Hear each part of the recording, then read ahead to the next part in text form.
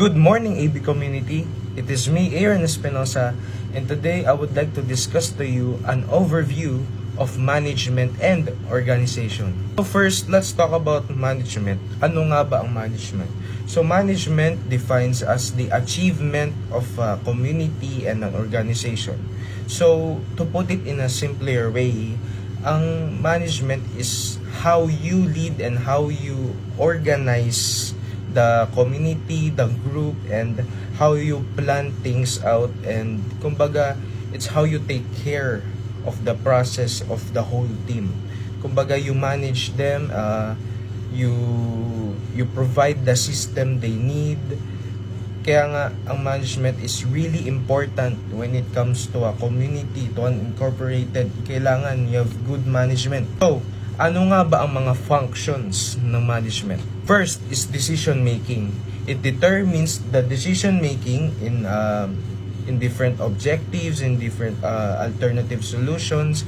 Kumbaga, ang decision making, before you make a decision, you should first think of the consequence or think of how it will benefit the whole group, how it will benefit the market, the strategy, how will it become successful.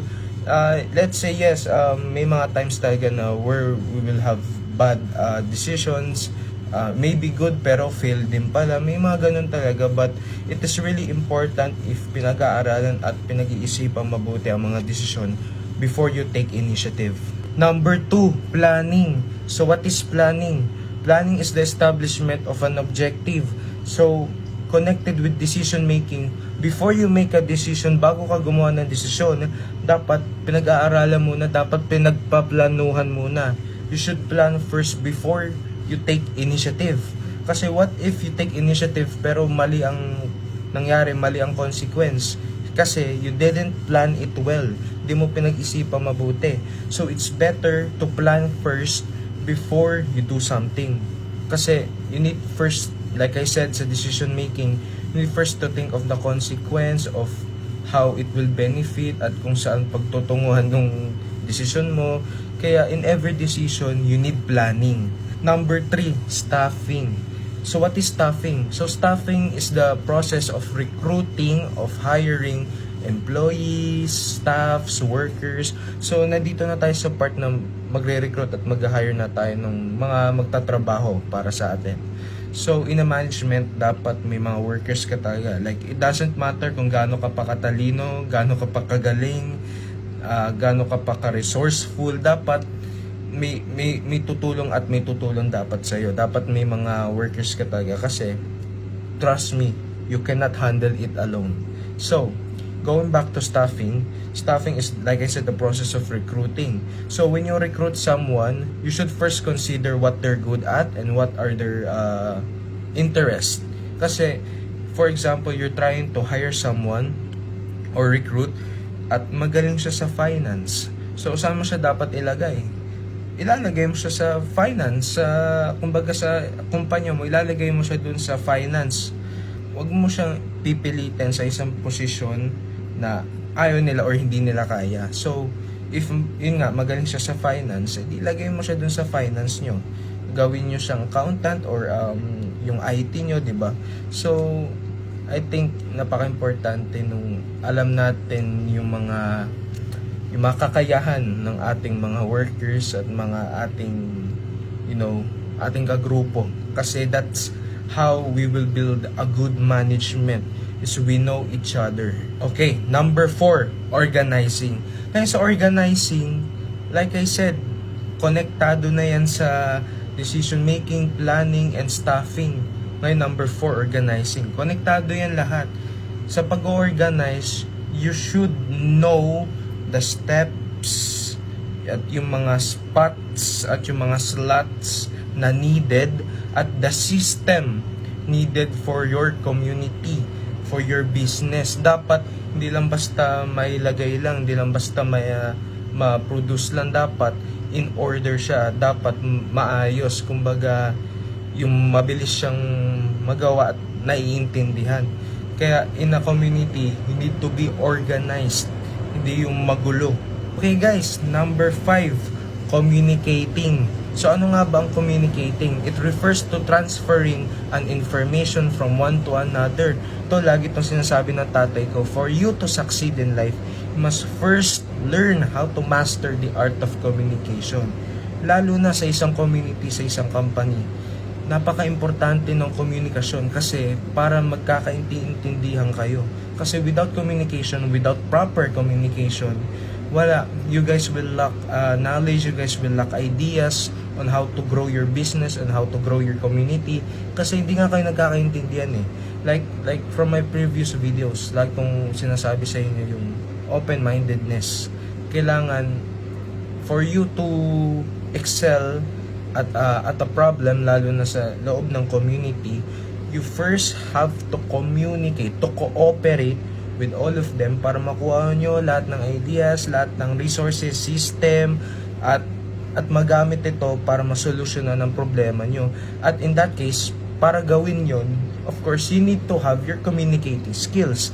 Kailangan marunong ka makipag-socialize, marunong ka makipag-usap. Because without that, wala kang makukuha. Pati sa sarili mo, you will lack all the ideas. Kaya napaka-importante ng communication kasi diyan kayo nagkakaintindihan, 'di ba? Kaya communicating is one of the most important aspects when it comes to kahit hindi yan sa business, kahit saan pa yan, when it comes to succeeding in life, communication is the number one priority talaga. Kasi to be honest, hindi mo naman kailangan talagang magaling magsalita eh. Kumbaga, you don't need to become a great speaker, a great talker. Ang kailangan mo lang is to have proper communication. Kumbaga, it is like parang naiintindihan mo kung ano yung pinag-uusapan nyo, kung matino yung proseso ng pag-uusapan nyo. Hindi yung tipong usapang walang pagtutunguhan, di ba? Yung matatawa ka na lang. So, yeah. So, yun ang masasabi ko about communicating. You don't need to be a great speaker. You don't need to be a great public speaker. Importante, ikaw ay a proper communicator. Alright. Number 6, motivating. Alright. So, pag sabi natin motivating, this is giving motivation or giving your workers a reason to work. Well, to be honest, when a person works, may motivation na yun agad. Siyempre, para may pakain sa pamilya, to earn money, iba dyan, pang-milyonaryo, para makaahon sa kahirapan. Yan, madami motivation ng nasa mindset ng tao when they're entering the job, di ba? When they're entering the working stage. Kaya, for the motivating, syempre, kahit papano, they still need that. You as a leader, dapat you should provide the feeling of your workers na welcome sila, na hey, partner ako ng pag-asenso mo, partner ako ng pag-unlad mo sa buhay. Dapat laging ganun. Dapat you would make them feel they're part of a mission, they're part of a movement, kasi ganun naman talaga ang isang community. Di porket may leader, si leader na talaga ang highlight. And syempre, kaya tawag na community yan kasi lahat kayo, kahit mga employees dyan, workers, mapamanager, or employee, lahat yan highlighted sa isang community. Kasi kahit isa man doon sa community, kahit nga employee, mawala lang ng 5 dyan o isa, some cases gulo-gulo na lahat, diba? Kaya napaka-importante na kompleto at talagang nakikipag-cooperate tayo lahat sa isa't isa. At sa isang community, dapat walang mataas-taasan, walang lang ito si boss, yan ang pinakaangat, walang ganon. Lahat tayo dapat equal. Dapat lahat tayo ay part ng isang movement para sumakses. Number 7, leading. So what is leading? So leading is the process of influencing and directing the activities and the system needed for your community.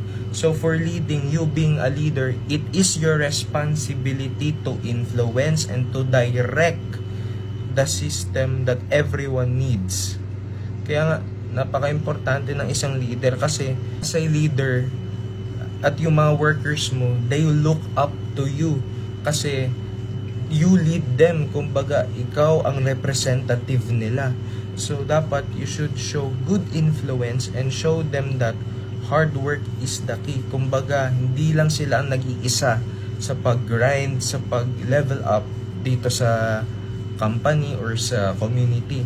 So, dapat isa kang good influence. Dapat pinapakita mo talaga sa kanila na what a true leadership should be. Kasi, your mga employees mo, some of them magiging leader din one day.